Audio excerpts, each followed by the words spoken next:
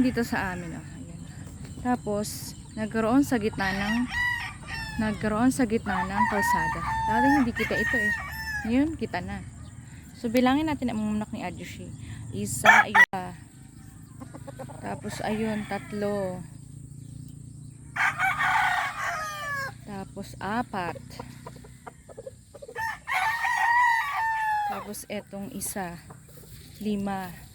Ito yung binabai. Ito, wala pang laman.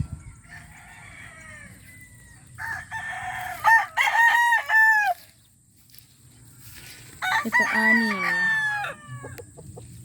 7. Ika-7. 7. Tapos, ito, walang laman.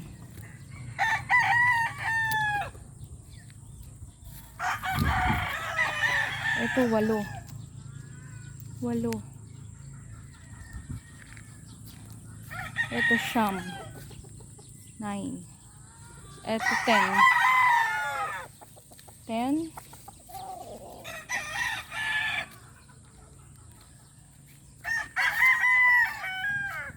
Tapos 11.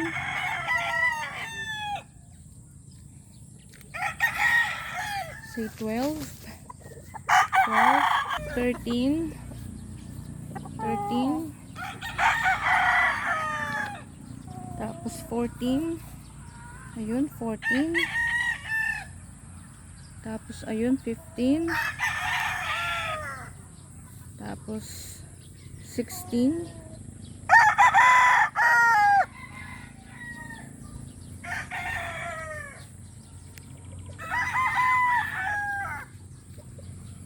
Aray ko, sakit ng paa. Hindi ng chair. 16. Ito walang laman. 17. Ayun, 17.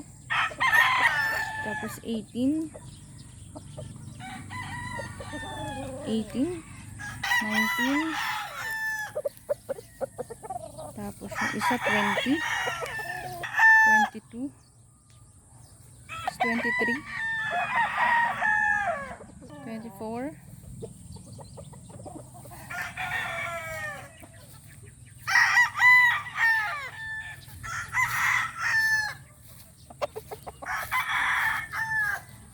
25, 26, tapos 27, tapos ito 28, 29, 30, 31, 32, 33, 34, 35, 36,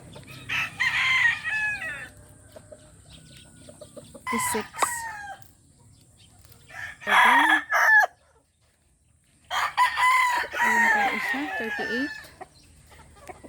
tapos ito isa, 39, tapos ito ay 40, 41, 42, 43, 44, 45, 46. Ito yung mga dapat itali ni Ajushi doon sa talian. Kaso wala pang mga wala pang lagayan eh. Hindi pa nakakagawa ng tipi. Kulang ang tipi. 46 ang huli. 47, 48, 49, 50.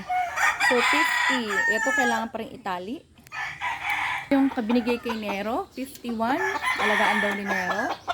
51. Ito yung mga nakatali. 51, 52, 53, 54. Kailangang itali. 54, 55, 56, 57, 58, 59, 60, 61, 62. Ayun o, may ligaw pa siya. 62, 63, 64, tapos 65. Ang bilang ni Ajushi ay 68. Ba't ako 65 lang ang bilang ko? Siguro may nakalagtaan ako. Ayun o. Nagsimula siya sa konti. Bumili siya kay Biboy Enriquez. Nagpalahi siya. Hanggang sa dumami na siya.